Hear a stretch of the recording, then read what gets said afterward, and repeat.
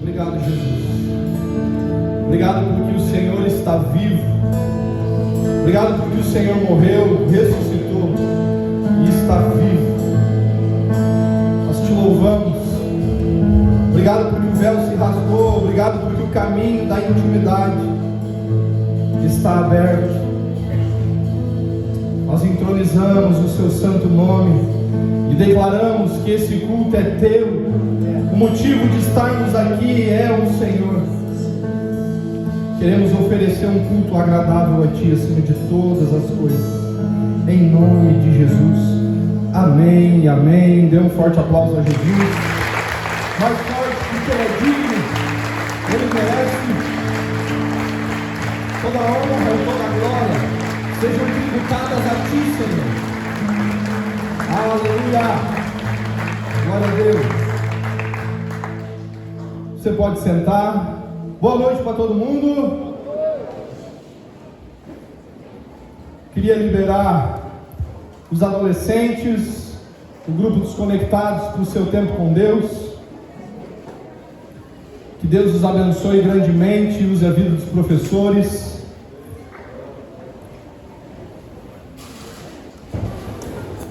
Glória a Deus. Queridos, o tema dessa noite é oração. Vamos falar um pouco sobre oração. E eu não vou ler o texto do Pai Nosso, sinto muito. Queria convidar você a abrir a palavra de Deus em Neemias, capítulo 1. Vamos falar sobre oração dentro do contexto de Neemias, na reconstrução dos muros de Jerusalém.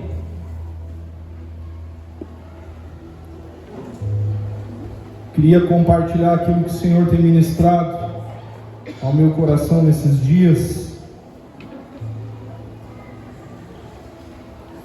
Quem achou, desachei.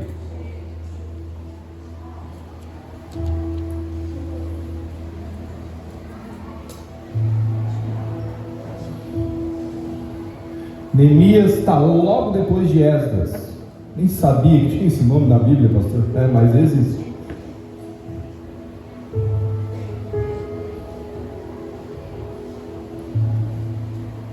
Neemias capítulo 1. Quem achou, desachei.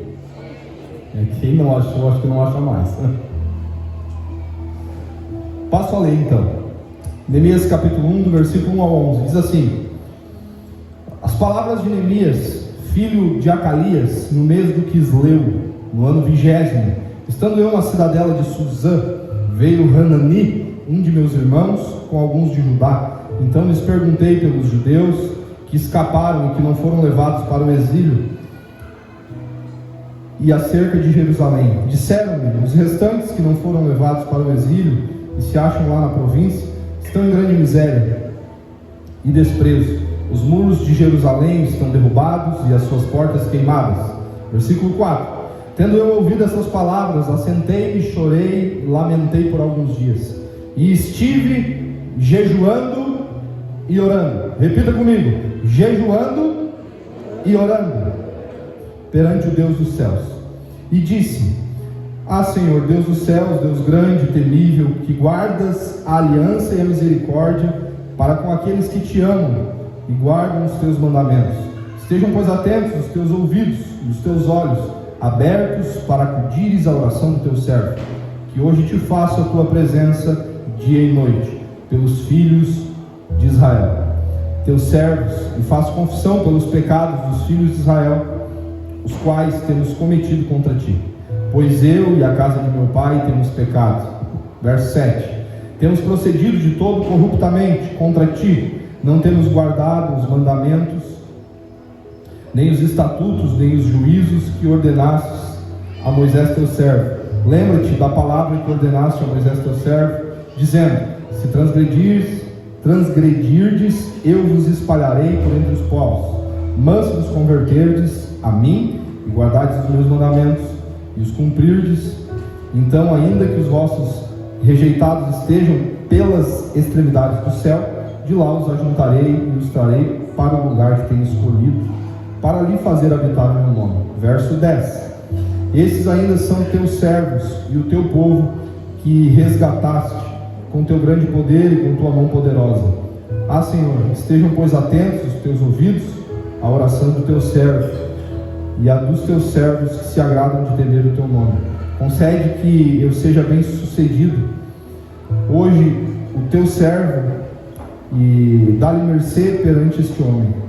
Nesse tempo eu era copeiro do rei. Até aí. Quem entendeu, levanta a mão. Queridos, a gente está num tempo aí de reforçando, um tempo de propósito, né, com Deus, 40 dias de jejum e de oração.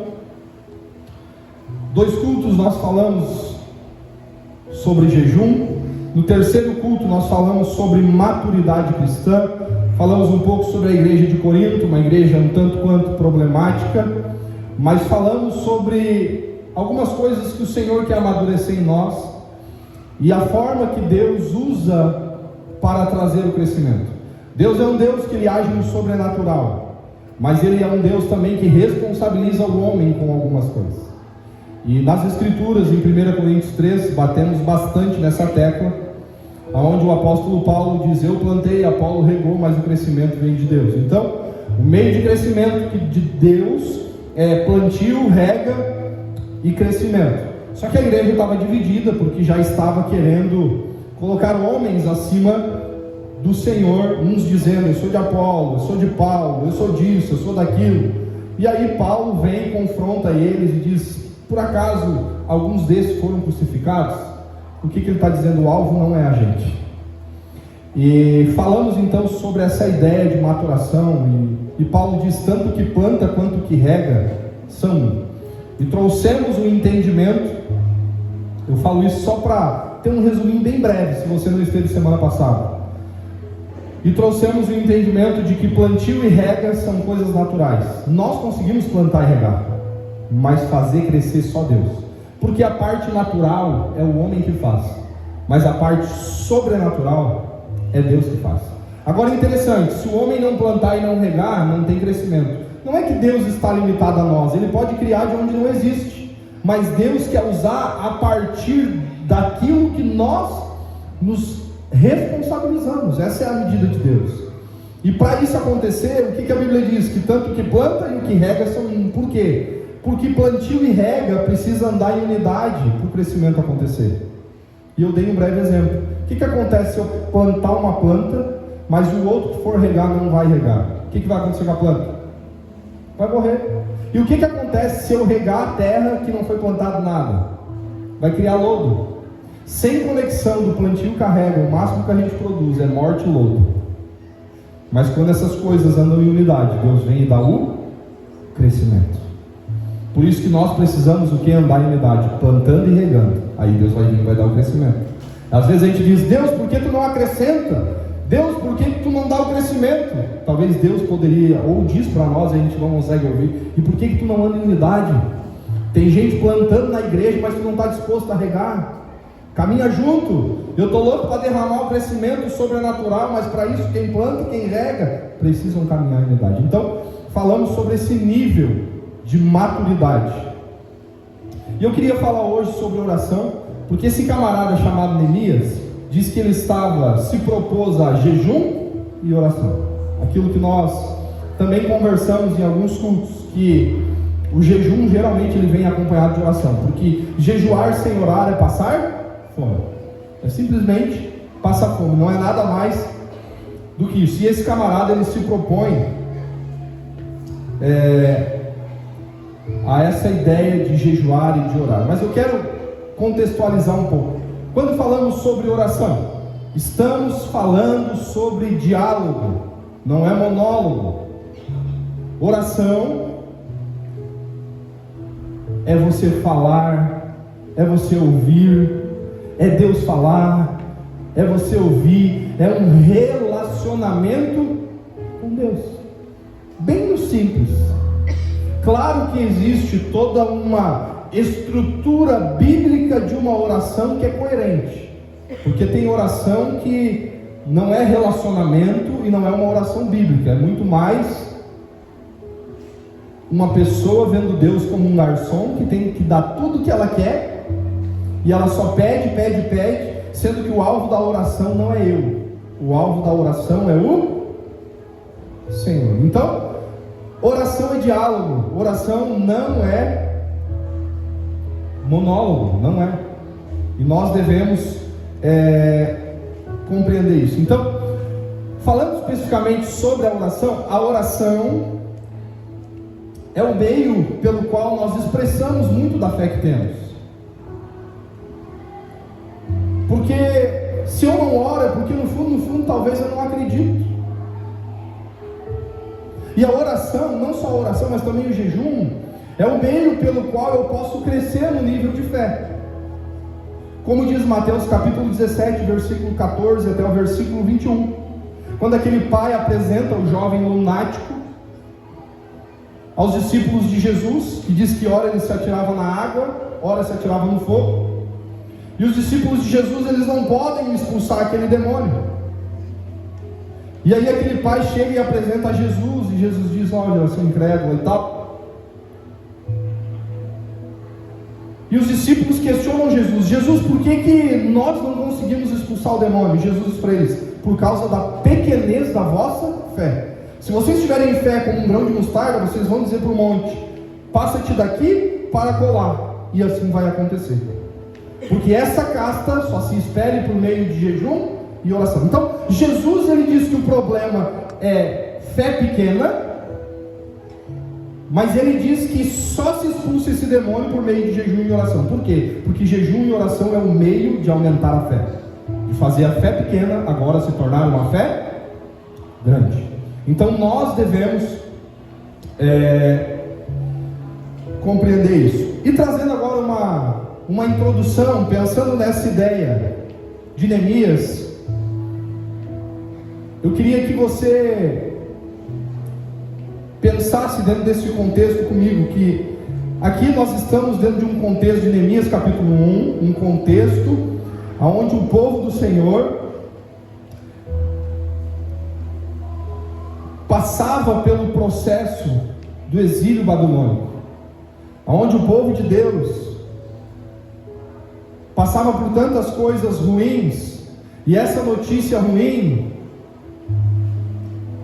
veio chegando aos ouvidos de Neemias. E o interessante é que o povo ele foi exilado por causa do pecado. Deus usou muitos profetas para tentar alertar o povo judeu. Deus usou Jeremias, Sofonias, Deus usou vários profetas para tentar alertar o povo com relação à idolatria, com relação a várias coisas que o povo fazia, e o povo acabou que não ouvia ao Senhor. Então, em 586 a.C., o que aconteceu? Jerusalém foi saqueada através do rei Nabucodonosor, que era rei da Babilônia. Então a Babilônia ela toma conta de Jerusalém, o templo de Salomão é destruído, a cidade é saqueada, e judeus que eram politicamente influenciadores, judeus que eram de influência, alguns dos mais pobres até ficaram porque não tinham relevância, mas alguns dos outros judeus foram levados para o exílio. Então tudo isso acontece como consequência do pecado do homem. Jeremias profetiza o que haveria de acontecer depois de 70 anos. Se cumpre a profecia de Jeremias 29:10, onde o povo fica lá, e se você for fazer os cálculos, parece que a matemática não bate, onde ela bate muito mais quando ela chega no tempo de Neemias, do que propriamente no tempo da reconstrução do templo e no tempo da reconstrução da espiritualidade. Mas para os judeus, o número 70 também simbolizava plenitude, restauração, mudança. Então ele tem também um significado simbólico. Então nessa ideia desse retorno, o que aconteceu? A primeira classe de judeus que sai da Babilônia, elas entram na liderança de Zorobabel, e isso se dá por volta dos anos 538. E Zorobabel tem como responsabilidade a reconstrução do templo. Essa obra ela acaba sendo paralisada por causa da oposição de vizinhos, porque sempre que você quer construir coisas para Deus, você vai ter oposição, e também por falta de vontade do povo, falta de ânimo.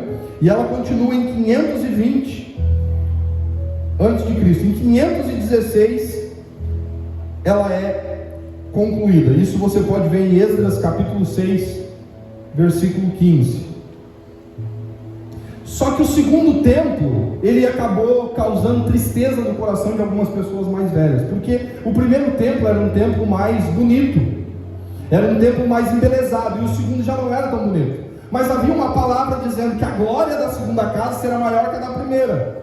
Então a segunda casa não vai ter tanta boniteza, mas terá mais glória. E isso já apontava para o tempo vindouro da vinda de Jesus. E eu acredito que no fim dos dias, Deus vai tirar a beleza das estruturas, mas nós teremos mais glória. Eu acredito que no fim dos dias, talvez a estrutura não vai ser tão bonita, como já apontava nesse tempo, mas vai ter mais glória. A glória da segunda casa vai ser muito maior. Então nós temos esse tempo de Zorobabel, que trabalha então na reconstrução do templo, que demora em média aí 20 anos. Nós temos agora o tempo de Esdras, eu estou contextualizando aqui para vocês, tá, irmãos? Que trabalha com a restauração espiritual e o ensino da lei. E nós temos agora no ano 445 a.C., Neemias, que trabalha com a reconstrução dos muros de Jerusalém. Então nós temos Zorobabel, reconstrução do templo. Então nós temos Esdras, restauração espiritual e ensino da lei. E nós temos Neemias, a reconstrução dos muros de Jerusalém, porque a cidade estava assolada, as portas da cidade estavam queimadas, a cidade estava desprotegida, e os judeus estavam num processo de voltar do exílio. Isso já se passava há mais de 70 anos. Então, o exílio, o que ele simboliza? O exílio, ele simboliza a ruptura da aliança do homem para com Deus.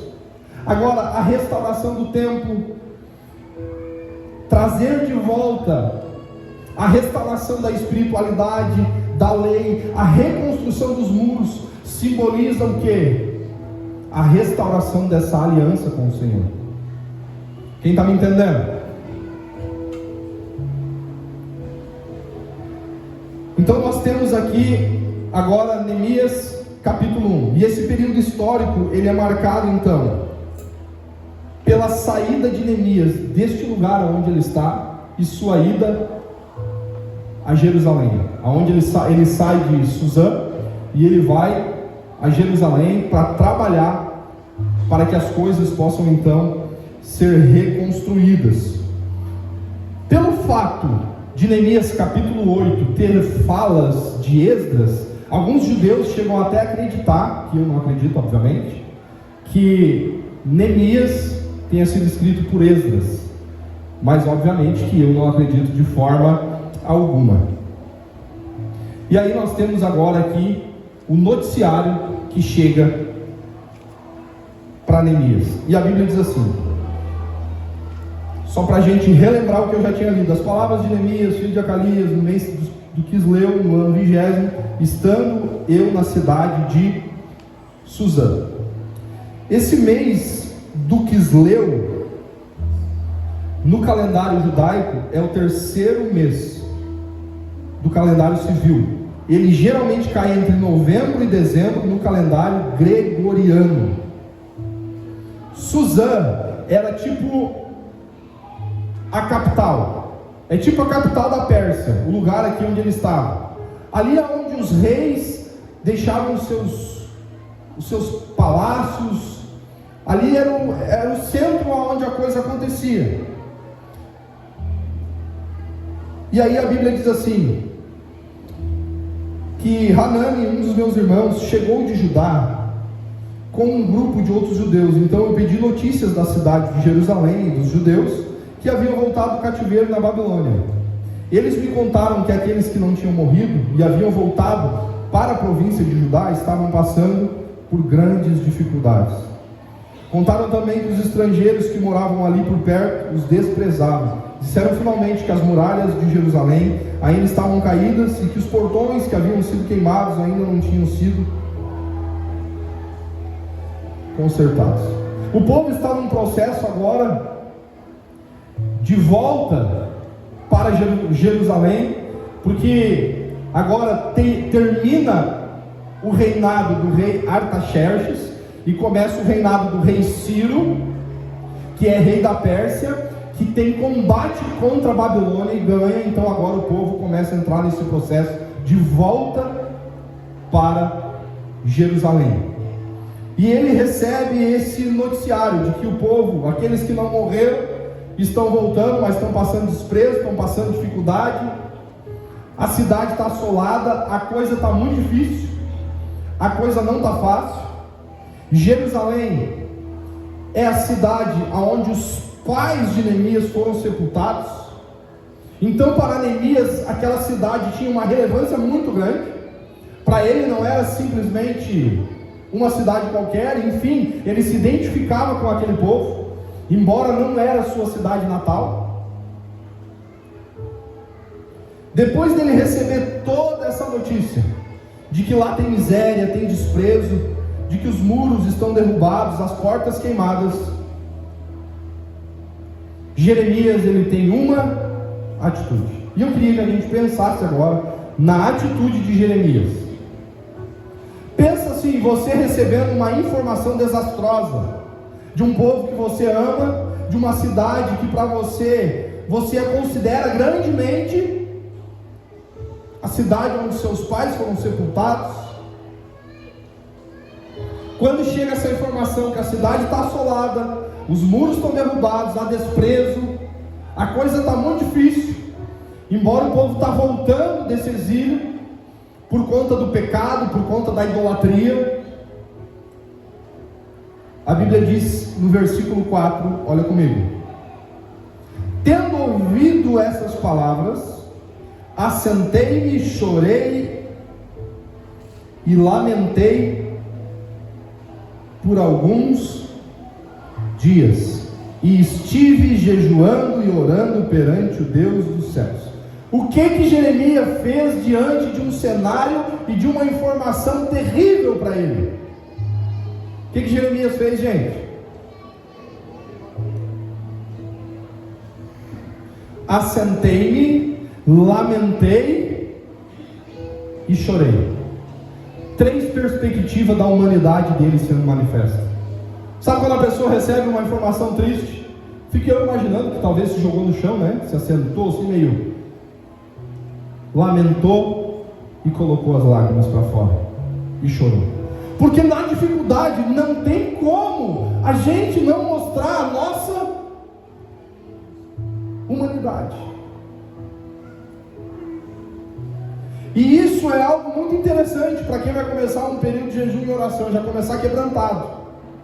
Ainda que não pelo melhor motivo, mas ele estava quebrantado.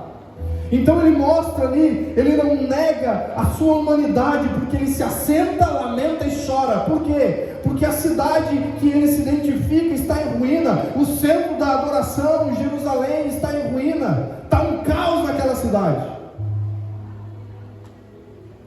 Mas depois disso, ele jejua e ora. Agora ele mostra a sua espiritualidade. Toda dificuldade deveria fazer a gente expressar 2 coisas: humanidade e espiritualidade. A dificuldade mostrará se de fato somos espirituais ou não. Qual que é o problema? Quando a dificuldade é só assento, lamento e choro, não tem jejum nem oração. Eu só consigo me assentar, lamentar e chorar, mas eu não consigo ser espiritual.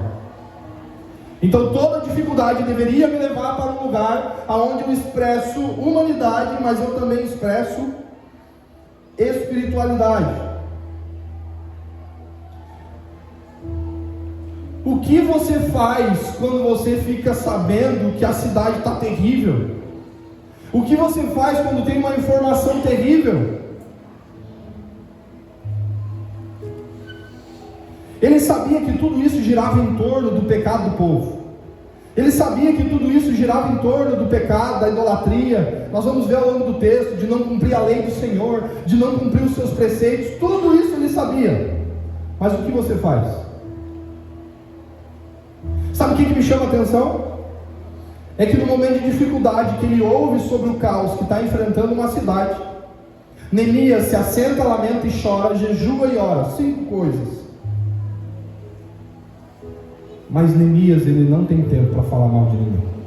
Neemias, ele não tem tempo para dizer assim: tu viu o que aconteceu lá em Jerusalém? Lá a treta está grande. Veio a colheita dos malfeitores. Deu ruim lá. Deu ruim. Lá na cidade dos meus pais. Eu estou parafraseando, tá, irmãos? Até tinha alguns lá que tinham treta comigo. Se lascaram. A colheita vem, não adianta. Neemias não teve tempo para isso. Neemias se assentou, lamentou e chorou. Jejuou e orou. Porque Neemias queria ver a intervenção de Deus sobre aquele lugar. Neemias queria ver a mão de Deus sobre aquele lugar. E a pergunta que fica é: aonde estão os Neemias dos nossos dias, que vão se levantar, não só para expressar a sua humanidade, mas para expressar a sua espiritualidade? Pessoas que se levantam em jejum e oração, porque as coisas não estão bem. Aonde estão os Neemias dos nossos dias? Aqueles que são inconformados. E nós vemos a descrição da oração dele. E nós vemos agora a forma que ele começa a orar, que parece ser simples, mas nos escandaliza muito mais. E ele começa a oração. Versículo 5, olha comigo. E disse: Senhor, Deus dos céus, Deus grande e temível. Olha como é que começa a oração do camarada. E aqui tem princípios bíblicos de como deve ser feita uma oração. Há uma necessidade muito grande. Tem uma cidade que está numa situação de caos. O povo está passando por desafios. Os muros precisam ser reconstruídos, porque uma cidade sem muros é uma cidade desprotegida para novos ataques de inimigos. A coisa está muito complicada. E quando Neemias começa a sua oração, diante da necessidade de que Deus faça algo, o que ele diz é assim: Deus dos céus. Em vez de dizer Deus faz o que eu estou te pedindo, ele disse Deus dos céus. Ele está dizendo Deus de governo, Deus que governa, Deus que está nos céus, Deus dos céus. Ele diz Deus grande, Deus não só que governa, mas Deus que é grande, Deus temível, não só que governa, não só que é grande, mas que é poderoso, que é temível, porque ninguém o pode o deter. Essa é a oração dele, é o início da oração. Ele expressa governo, grandeza e poder atribuídos a Deus na sua oração. Porque mesmo no meio do caos, o alvo da oração de Neemias era Deus e não a resposta daquilo que ele queria. Não estou dizendo que ele não queria resposta, mas isso não tirou a ordem de prioridade na forma de orar. Parece uma oração bem diferente da dos nossos dias. Não queremos saber de Deus, não reconhecemos sua majestade, sua grandeza, não reconhecemos o seu governo, não reconhecemos o seu poder, mas as nossas orações são muito mais orações de pedintes que dizem: Deus me resolve o meu problema, Deus faz isso para mim, Deus conserta isso, Deus arruma aquilo, a crise está aqui, Deus isso, Deus aquilo, Deus aquilo. Quando você vai tirar um tempo para focar em Deus e não em você?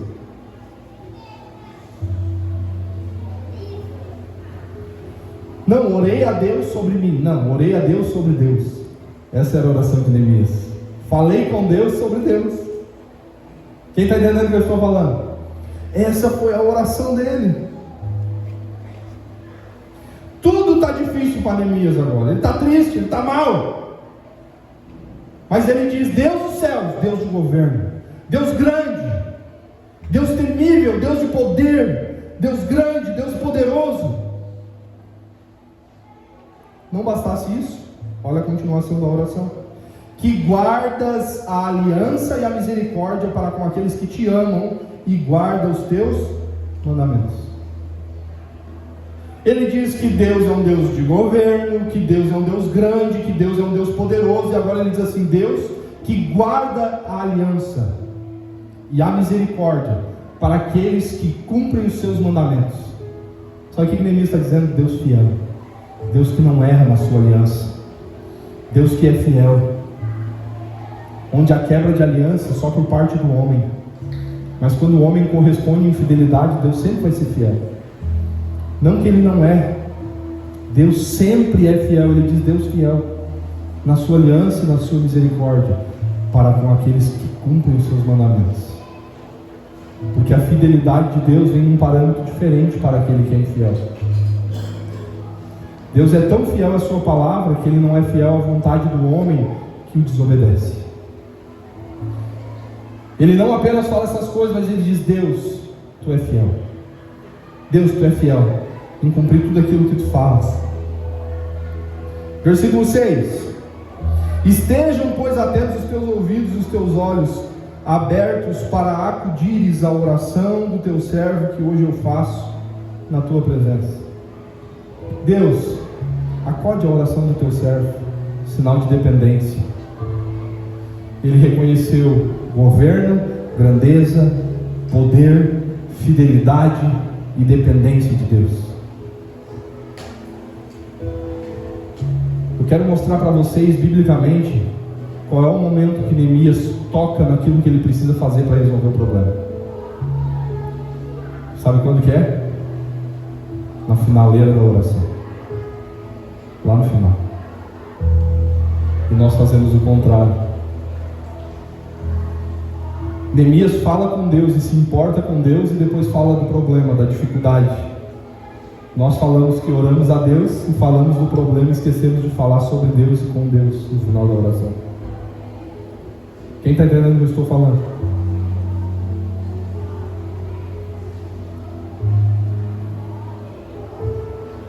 Estejam, pois, atentos os teus ouvidos, os teus olhos abertos para acudires à oração do teu servo, que hoje eu faço na tua presença.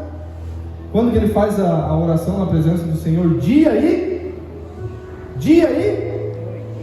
fala sobre constância. Há um desafio na oração sobre constância.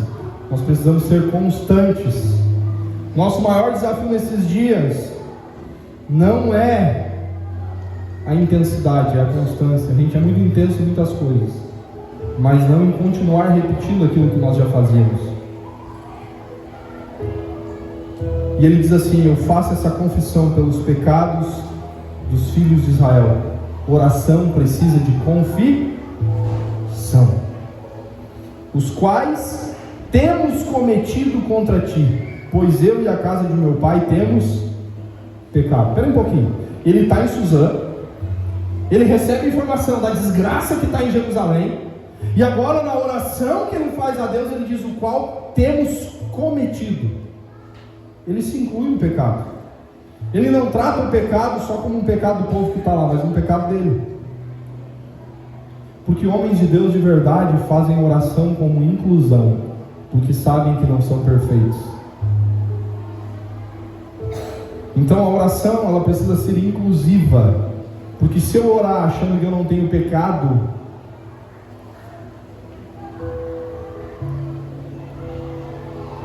a coisa já não vai bem para o meu lado. Versículo 7, olha o que a Bíblia diz: temos procedido de todo corruptamente contra ti. Quem ora precisa ter consciência que todo pecado é contra Deus. Todo pecado é contra Deus. Versículo 8 e 9: lembra-te da palavra que ordenaste a Moisés, teu servo, dizendo: se transgredirdes, eu vos espalharei por entre os povos, mas se vos converterdes a mim e guardardes os meus mandamentos, os cumprirdes, então ainda que os vossos rejeitados estejam pelas extremidades do céu, eu vos ajuntarei e trarei para o lugar que tenho escolhido para ali fazer habitar o meu nome. Aqui ele deixa muito claro que é uma citação mosaica que é feita aqui, né? Se você quiser abrir, ler e conferir, Deuteronômio capítulo 30, versículo 1 a 4, Deuteronômio 4, versículo 27 a 31. Versículo 10 diz assim: esses ainda são os teus servos, o teu povo que resgataste com o teu grande poder e com a tua mão poderosa. Está fazendo aqui uma menção à saída do povo do Egito. E agora, antes de terminar o capítulo 1, Neemias vai falar sobre a problemática da situação de Jerusalém, onde ele deseja que o Senhor faça algo para que ele possa então ir lá e reconstruir os muros, para que a cidade fique protegida, para que ele possa fazer algo com relação àquele povo, para que ele possa organizar a espiritualidade no templo, não reconstruir, porque isso foi Zorobabel, mas para que ele possa também ajudar, embora Esdras também estava incluído nisso. Versículo 11: ouve agora a minha oração, a oração de todos os outros teus servos que têm prazer em te adorar. Faze com que eu tenha sucesso hoje, que o rei seja bondoso comigo. Nesse tempo eu estava encarregado de servir vinho ao rei. Agora o pedido dele é para que ele tenha sucesso diante do rei, que o rei seja bondoso para com ele. Bem aqui nessa época, o rei da Pérsia, onde era o lugar ao qual ele estava, em Suzã, ainda era vivo o rei Artaxerxes, que nós vamos ver no capítulo 2. Seu reinado durou aproximadamente 40 anos. E o que ele pede para Deus? Para que ele tenha sucesso ao falar com o rei. Por quê? Porque ele é copeiro do rei. E o interessante é que começa o capítulo de número 2 e algumas coisas são muito claras. Porque ele era copeiro do rei, ele servia vinho para o rei. E aí você imagina agora o desafio que esse camarada tem. Porque não estar feliz na presença do rei poderia ser um ato de desrespeito e desonra, e isso poderia gerar uma punição severa. Só que imagina a situação dele de saber o que está acontecendo em Jerusalém. Agora ele tem que cumprir o seu papel de copeiro e ele tem que estar alegre. E a Bíblia diz no começo do capítulo 2 que ele então serve o vinho diante do rei. E a Bíblia diz que ele nunca estivera triste diante do rei. Mas o interessante é que o rei o percebe e diz assim para ele: por que está triste o seu rosto, se não estás doente? Um ponto de interrogação. Deve ser tristeza do coração, diz o rei. Olha a resposta dele. A Bíblia diz que ele falou assim: eu temi sobremaneira. Por quê? Porque o rei percebeu. Estou falando coisa do capítulo 2. Porque o rei percebeu que ele estava triste. Isso poderia ser símbolo de desonra, de falta de respeito. Eu temi na minha resposta. Sabe qual foi a primeira resposta que ele deu? Eu fico imaginando o tamanho da pressão que esse camarada tomou. Quando o rei falou assim, deve ser tristeza do coração, ele olhou para o rei e disse: viva o rei! Ele está tentando tirar a alegria de onde não tem, porque ele sabe que ele pode ser punido. Mas então ele resolve falar de fato o que estava acontecendo. E ele diz: como eu não estaria triste? A cidade onde estão os sepulcros dos meus pais está assolada, e as portas estão consumidas pelo fogo.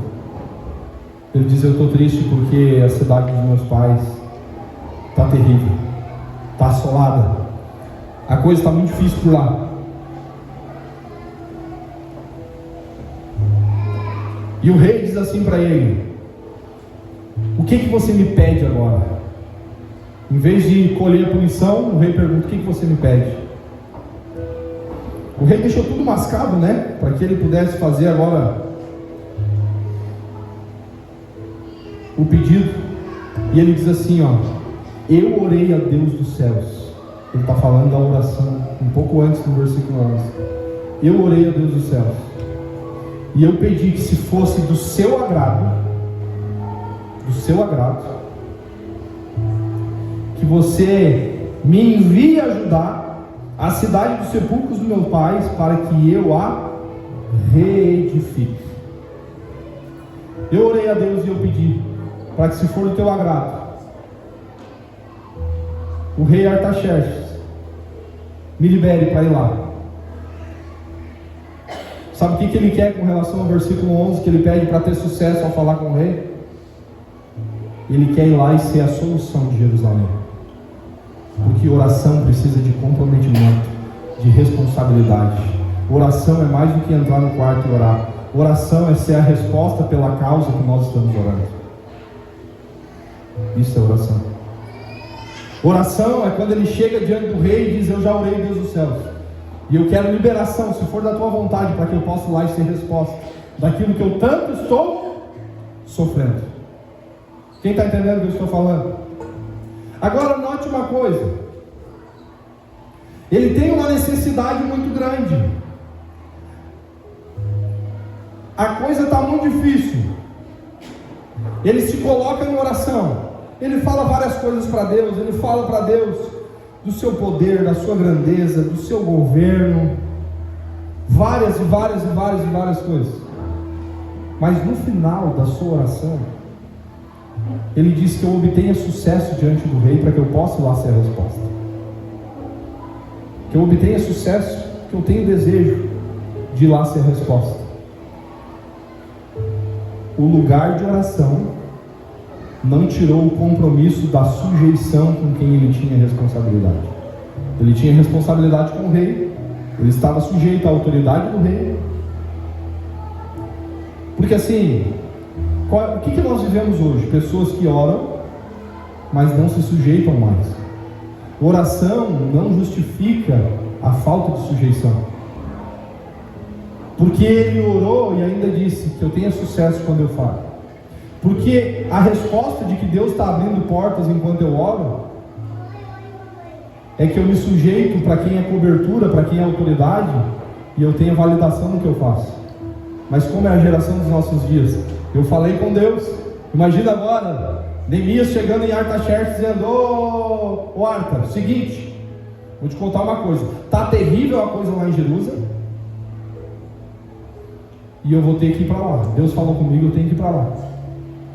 Claro que pelo poder e a grandeza do rei, ele jamais ia fazer um troço desse. Então ficou quase desmaiando aqui, porque a gente teve que dizer viva o rei, só por estar triste. Porque o rei era uma representatividade de muita autoridade. Mas o que eu quero dizer com isso? É que às vezes nós oramos e falamos assim: para quem é nossa cobertura, seja discipulador, seja mentor, seja qualquer coisa. Não, eu orei, Deus falou assim comigo. Mas peraí, a pessoa que você se sujeita não faz parte da oração que você fez? Na vida de Neemias fez. Biblicamente fez. Quem está entendendo o que eu estou falando? A oração que Neemias fez ao Senhor no capítulo 1 não desconectou ele da sujeição a Artaxerxes em obedecer. Quem está entendendo? Porque oração não justifica a ausência de sujeição. Pelo contrário, oração deve me posicionar para estar cada vez mais sujeito. E se Deus quer que eu faça aquilo que eu estou orando, Deus vai tocar no coração daquele que eu preciso me sujeitar. Quem é que está entendendo o que eu estou falando? O problema é que nós vivemos dias em que somos bons para orar, mas ruins para se sujeitar. Só que a matemática bíblica não fecha. Você não ora para trazer coisas prontas. Você ora para entender a vontade de Deus. E aí você conversa com quem é cobertura e entende que a resposta daquela pessoa vai ser a resposta de Deus para você. O problema é que nós oramos para não nos sujeitar, porque no fundo temos apetites carnais e queremos fazer a coisa do nosso jeito. Então é mais fácil botar na conta de Deus e dizer: Deus falou comigo. Porque quando você fala Deus falou comigo, não tem argumento sobre se Deus falou comigo.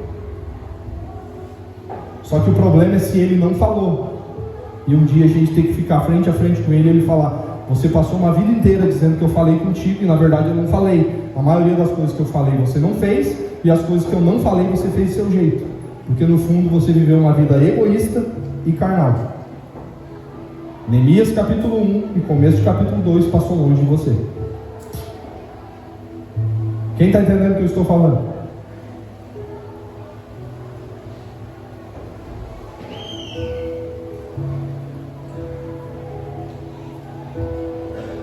Então você consegue perceber tantas coisas que estavam na oração de Neemias.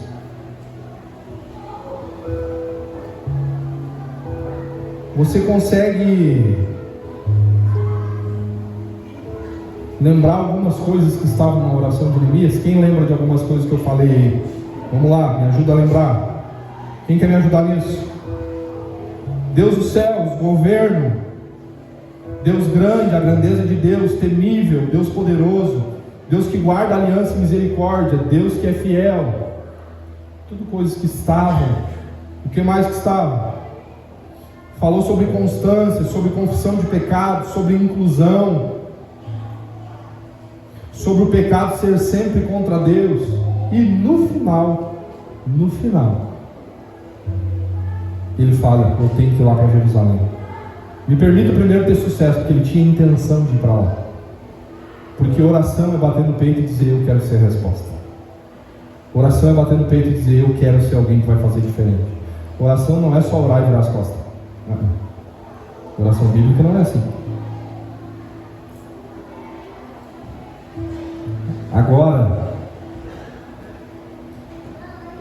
olha agora. Eu acho incrível porque é uma construção. O camarada orou, ele ficou desesperado e ele se colocou num lugar de oração. A oração não tirou ele do lugar de sujeição, mas a sujeição promoveu Neemias. Mas tudo começou porque ele orou, se sujeitou e depois ele foi promovido. E eu quero mostrar para vocês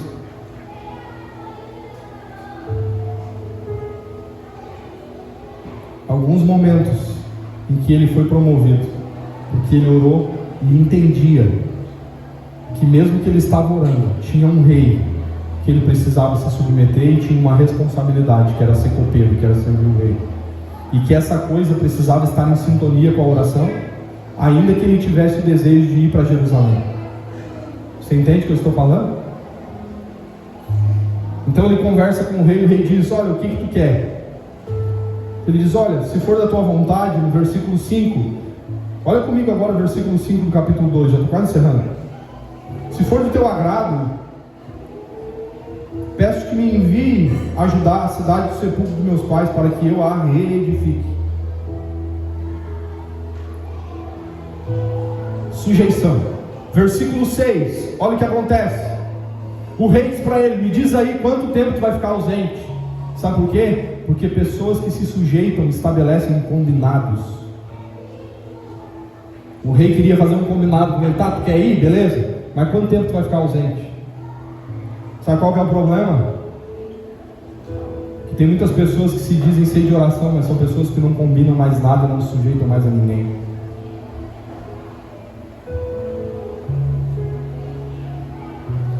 Daí agora você imagina, agora ele já ficou ousado, gente. Presta atenção comigo. Primeiro, o rei olhou e viu que ele estava triste. Ele pensou: cara, vai dar treta. Ele disse: aviva, rei. Ele tentou mostrar que algum tipo de alegria, mas ele não perdeu o lugar de sujeição. No versículo 6, o rei diz: quanto tempo tu vai querer ficar ausente?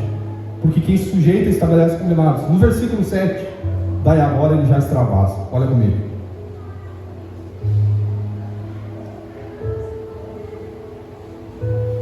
E ainda disse ao rei: se parece bem, deem-se-me cartas para que os governadores da além do Eufrates, para que me permitam entrar e passar e entrar em Judá. Olha o que acontece. Ele ora, ele se sujeita ao rei, porque ele sabe que tem a responsabilidade de copeiro, No versículo 6, estabelece combinado, porque pessoa de sujeição é pessoa que não tem dificuldade de combinar as coisas. E agora no versículo 7, ele diz assim: olha, se não for um problema, eu queria que o rei fizesse cartas, e enviasse cartas a mim, para que eu pudesse passar o Eufrates e acessar Judá. O que ele está dizendo? Tem um caminho para eu trilhar, para eu chegar onde eu tenho que chegar. E eu sei que eu vou passar dificuldade para chegar lá. Então, se o Senhor puder me mandar carta, dizendo que é para eles me liberar, eu gostaria que tu me desse carta. Sabe por quê? Porque pessoas de sujeição acessam lugares que ninguém acessa quando não é sujeito.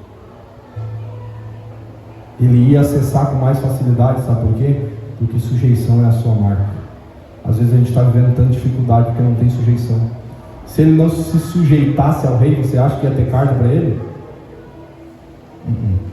Então a sujeição nos permite acessar lugares que sem ela não teria como.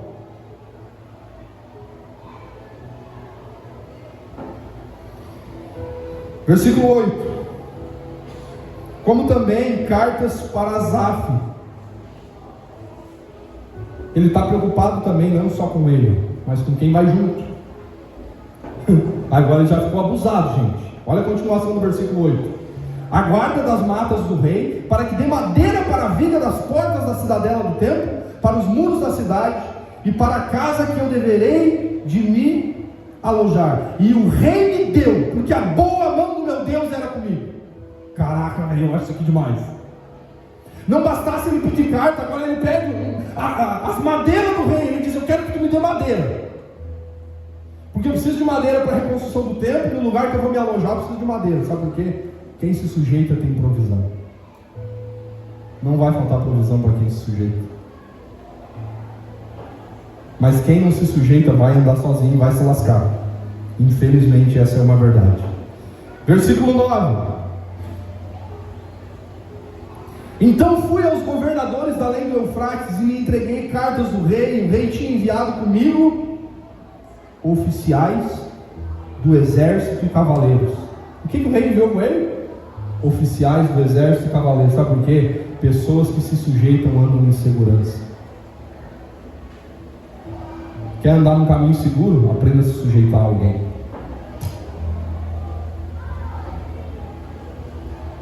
Quanto mais você se sujeita, mais Deus te honra. Ele orou no capítulo 1, mas olha o tanto de coisa que esse camarada experimentou, gente. Porque oração e sujeição combinam demais. Você não ora para você ter uma verdade absoluta e se desconectar de todo mundo à sua volta. Então que esse tipo de oração, e que essa verdade de oração se torne uma verdade nas nossas vidas. Quem se sujeita estabelece combinados. A sujeição vai te permitir acessar lugares que sem ela não teria como. O rei mandou cartas. Na sujeição tem provisão, o rei deu madeira. Na sujeição tem segurança. O rei mandou oficiais do exército e cavaleiros. E no versículo 10 diz assim, para encerrar: disto ficaram sabendo Sambalate, o Horonita, e Tobias, o servo amonita, e muito lhes desagradou que alguém viesse a procurar fazer o bem aos filhos de Israel. Aqui fala de oposição. Alguns agora se opõem porque tinha gente querendo fazer o bem para aqueles que são de Israel. Porque a oposição vai fazer parte na nossa jornada de construir algo em Deus. E que você fique com todas essas verdades ao seu coração, com esse padrão de oração, mas com esse padrão de sujeição. Se você unificar essas duas coisas, entendendo que elas se completam, que elas não se dividem, Deus vai te honrar e vai permitir que você acesse lugares que não teria como de outra forma. Quem está entendendo o que eu estou falando? Fique de pé comigo.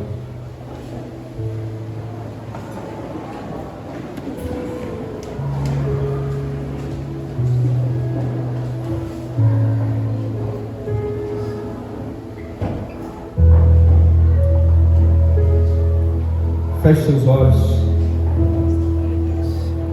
Fale com Deus.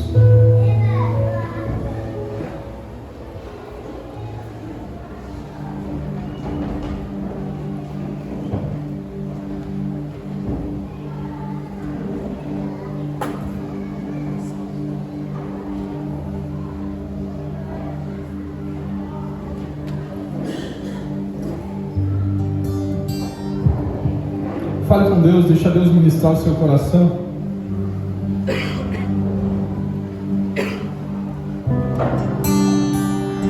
A gente falou sobre tantas coisas, sobre oração,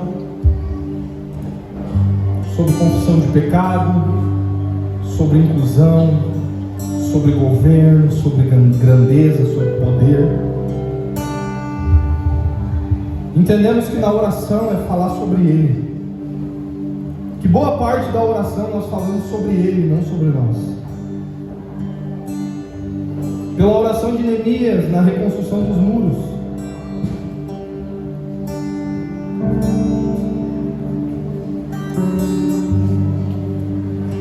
lá no versículo 11, ele pede a intervenção do Senhor para que o rei o libere, porque ele não desconecta a oração da sujeição a alguém que é seu líder, sua cobertura. Ele não desconecta a oração à sujeição. Ele não desconecta a oração à sua responsabilidade de copeiro. Então ele serve vinho ao rei, mas ele está muito triste. O rei percebe sua tristeza, sabe que ele não está doente, diz: essa tristeza deve ser do coração.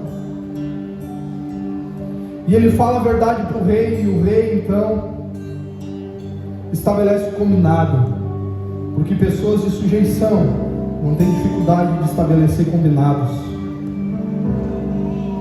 E depois disso, ele começa numa caminhada progressiva, onde através do seu coração e dessa genuína oração, Deus começa a abrir portas para que ele possa desenvolver aquilo que tanto incomodava dentro de si. O Senhor envia cartas, o Senhor de Neemias envia cartas, porque pessoas de sujeição vão acessar lugares que pessoas que não se sujeitam não acessam.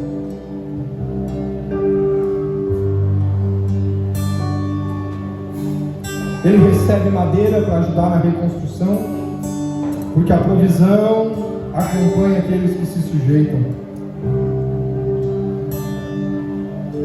Tem gente do exército, da cavalaria junto com ele, porque pessoas que se sujeitam são pessoas protegidas. Mas tem oposição também. Neemias orou, se responsabilizou, mas também se sujeitou. E essa deve ser a nossa postura. E nessa noite a minha pergunta para você é: qual o nível de oração você tem vivido? Mas também qual é o nível de sujeição que você tem vivido?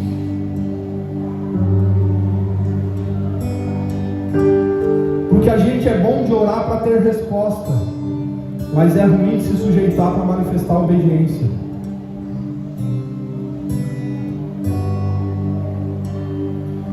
Oração e sujeição se combinam muito.